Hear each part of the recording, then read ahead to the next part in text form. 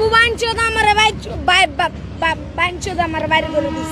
Hello internet জনগণ, নতুন আরেকটি ভিডিওতে আপনাকে স্বাগতম। দর্শক, আগুনের একটি ভিডিও ক্লিপ আপনারা দেখতে পেয়েছেন। দেখে মনে হচ্ছে না যে আগুন আবার টোকাই খাতায় নাম লিখিয়েছে? যে আগুন বাবু ভাইয়ের সাথে ছিল দীর্ঘদিন। বাবু ভাইয়ের সাথে থাকাকালীন আগুনের সাথে আমাদের একটি লাইভ ভিডিও রয়েছে এই চ্যানেলে।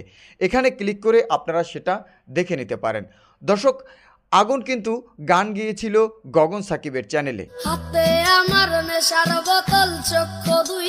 আগুন গান গিয়েছিল সুমাইয়াকে নিয়ে এবং আগুনের ইচ্ছা ছিল সুমাইয়াকে বিয়ে করা এবং আগুনের ইচ্ছা ছিল সুমাইয়ার সাথে গান গাওয়া, কিন্তু সুমাইয়ার মা বাবাও রাজি ছিল না, সুমাইয়াও রাজি ছিল না। অবশেষে সুমাইয়া তার মাকে বাবাকে হারিয়েছে। সুমাইয়া এখন ভালোই আছে, কারণ সুমাইয়া তার কণ্ঠকে ব্যবহার করে, সুমাইয়া তার প্রতিভাকে কাজে লাগিয়ে সুমাইয়া কিন্তু দিন দিন সামনের দিকে অগ্রসর হচ্ছে। কিন্তু আগুন পড়ে রয়েছে সেই আগের জায়গায়, সেই 3 বছর আগে।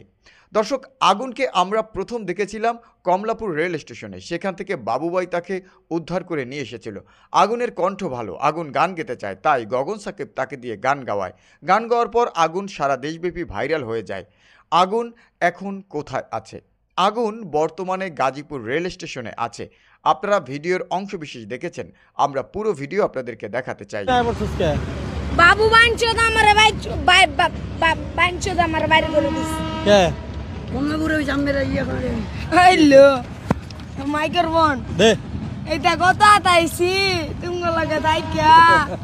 হ্যালো মামা নাকি আর তুমি আমার গীতটাকে ইউটিউবে ছবি কি আছে? দর্শক, সম্পূর্ণ ভিডিওতে আপনারা দেখলেন আগুনের কার্যকলাপ। আগুন কি তাহলে আবারও ফিরে গিয়েছে রেল লাইনে? আবারও টোকাই জীবন মেনে নিয়েছে? কেন বাবু ভাই আগুনকে তার বাসা থেকে বের করে দিয়েছে? আদৌ কি বাবু ভাই আগুনকে বের করে দিয়েছে, নাকি এটাও একটি সাজানো নাটক? জানতে চাই বাস্তবতা। দর্শক, বাস্তবতা জানতে চাইলে চ্যানেলটি সাবস্ক্রাইব করে আমাদের পাশে থাকুন। আমরা আপনাদেরকে জানাবো এই গল্পের আসল কাহিনী। আপনারা কি আবারও পুনরায় আগুনের গান শুনতে চান? জানাতে পারেন আমাদের কমেন্ট সেকশনে। আজ বিদায় নিচ্ছি, ইনশাল্লাহ দেখা হচ্ছে পরবর্তী কোনো ভিডিওতে।